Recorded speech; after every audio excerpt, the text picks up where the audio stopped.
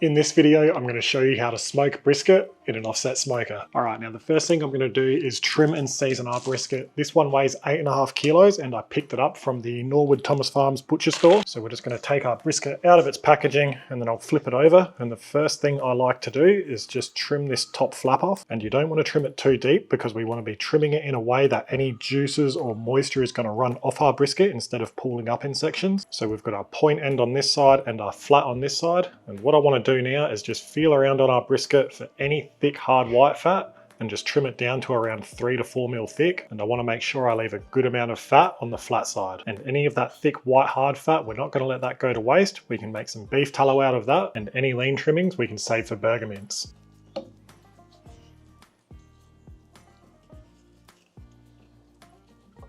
So this side of our brisket is quite thick, whilst this side is quite thin, and a section like this is just going to potentially overcook, burn or dry out. So what I'm going to do is just trim like so, and that way our brisket will have a nice even shape, which will help it cook more evenly. All right, now I'm going to flip our brisket over, and usually there's a big pocket of fat here where the point and the flat meet, but that pocket of fat looks like it's already been taken out, so we just need to tidy it up a little bit. And then we'll just trim off any excess fat and silver skin from the bottom. Alright, and that's looking pretty good. Alright, and then with all of our off trim, I've just got 2 trays here with all the fat in it we'll make some beef tallow with. And then we've got the leaner stuff here, which I'll mince up to make some smash patties. And now we can get our brisket seasoned up. First, I'm going to go down with a light coat of yellow mustard just to help our rub stick to the meat. Then you want to go ahead and get your brisket seasoned up in your favorite barbecue rub. I'm going to be using some of our beef bounce, which is going to give this brisket an awesome bark and some really nice beefy flavors. Now, I'm not going to be smoking this brisket for a few more hours, so I'm just going to transfer it to a tray and then put it in the fridge until we're ready to smoke it. All right, so it's now currently 1 p.m, which means it's time to get the smoker going. Now I'm smoking this brisket later in the day because we're only going to be smoking it for 5 to 6 hours in the offset, and then we're going to finish it off in the oven overnight. So what I'll do now is open our firebox lid, get a fire lighter down, light it up, and then I'll get our charcoal chimney on top, which is around 3/4 full with some briquettes. All right, so our briquettes are just about ready. So what I'll do now is get a drip tray underneath where the brisket's gonna sit. Then we'll come over to our firebox, and as you can see, our briquettes are nice and red hot. So we'll dump those in, then we'll get a log split on, and then we'll leave that on our briquettes with the firebox lid open until that starts burning nice and clean, which will take a few minutes. All right, now our log is burning nice and clean. We're gonna shut the lid to our firebox. I'll make sure our side vent is wide open, and I'll open up our sliding door a bit too. Then I'll get the next log we're going to use on top of our firebox door to start preheating. And now we're going to give our offset smoker 10 to 20 minutes just so that fire can settle and our temperature can stabilize off. All right, now our temperatures are nice and stable. We're going to get our brisket on, and we're going to have our point end facing towards the fire. Then we'll get our 2 trays of fat on to make some beef tallow right above our brisket. And now we'll shut our lid and let our brisket smoke away. All right, now our brisket's on. My job now is to just maintain a nice, steady, clean burning fire. As you can see, we've got no dirty smoke coming out of our chimney stack, which is exactly what I want to see. So if you are running an offset smoker and you want to learn a little bit more about offset smoker fire management, I'll put a link down in this video description for you to check out. But basically, make sure you're using good quality wood splits, make sure you're preheating the next log that's going to go on, make sure you're not smothering your fire by having a log split or log splits that are too big, and make sure your fire's got enough oxygen to burn cleanly. And apart from managing a fire, all I'm going to do is simply let this brisket go for around 5 to 6 hours at this stage.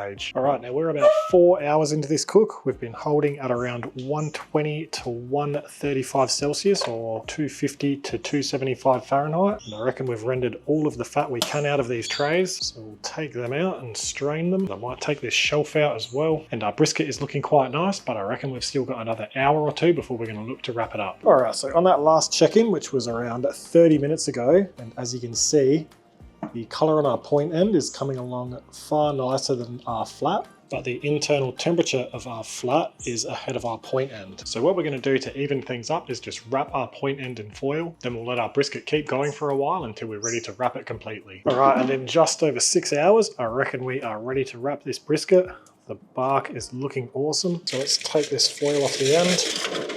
And then we'll get this brisket out. Then we can get some beef tallow on our brisket and wrap it nice and tight in 2 layers of good quality foil. And now I'm just going to transfer this to the oven, which is set to 95 degrees Celsius. All right, so we're going to give our brisket 12 hours overnight in the oven before we check on it. And when we do check on it, we're going to be probing it. And if it's not quite there, we're just going to turn our oven up a little bit and let it keep going. Or if it is ready, we're just going to let it rest until it's time to slice and serve it. All right, and after 12 hours wrapped up in the oven, our brisket is probing nice and tender. And And the thing about brisket, when you're wrapping them overnight at a lower temperature for much longer, you'll find that it's probing just right around that 85 to 90 degrees Celsius internal mark, as opposed to that 95 to 98 degrees Celsius internal mark. And that's simply because that fat and the muscles have had much longer of a time to break down and get nice and tender. So what I'm going to do now is just cover our brisket back over with foil, and I'm just going to let this rest at room temperature for an hour or two before we come back to slice and serve it. But if you wanted to rest it for longer, you can always put it back in the oven and just lower that temperature to around 70 degrees Celsius. But for now, we're going to let our brisket rest and we'll be back soon.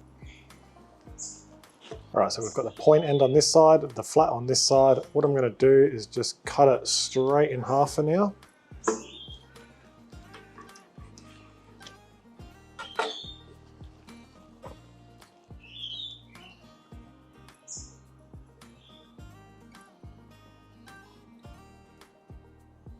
Now that looks absolutely incredible, but what I'm going to do now is take our flat end, turn it around, and I'm just going to take slices the same way we just cut our brisket in half.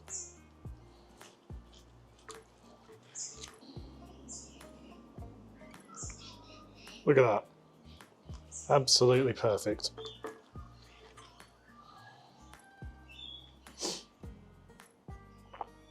And that is juicy right down to the end piece on the flat. And now with our point end, I'm just going to take one, maybe two more slices. I reckon that will do it. And then as you can see, we've got the point muscle over this side. So what I'm going to do is turn our brisket around and start taking some slices like so.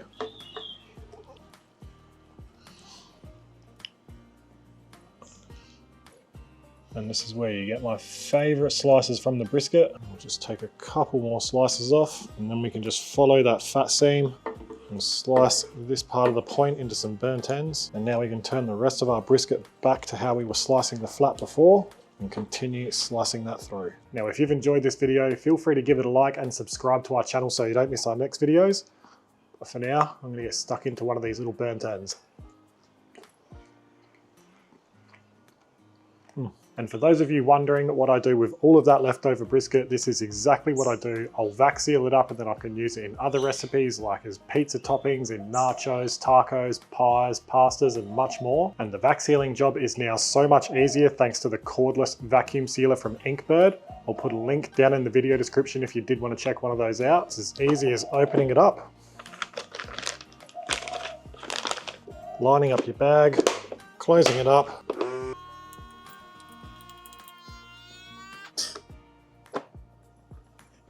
and there you have it. That packet right there will be good in the freezer for up to 12 months. But if you've got any questions about this video, don't hesitate to ask them in the comments below. So that's the end of the video. Thanks for watching, and I'll see you in the next one.